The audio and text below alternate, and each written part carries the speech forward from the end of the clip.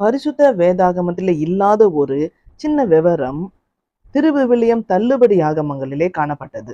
அதாவது எரேமியா உடன்படிக்கை பெட்டியை எடுத்து ஒரு குகைகளிலே வைத்து பாதுகாத்தான் என்று சொல்லப்படுகிறது. இந்த விவரம் தள்ளுபடி ஆகமத்திலே மாத்திரமே இருக்கிறதை அறிந்து அநேக ஆராய்ச்சியாளர்கள், தொல்பொருள் ஆராய்ச்சியாளர்கள் எல்லாம் இந்த உடன்படிக்கை பெட்டியை தேடினார்கள். அநேகருக்கு இது கிடைக்கவே இல்லை.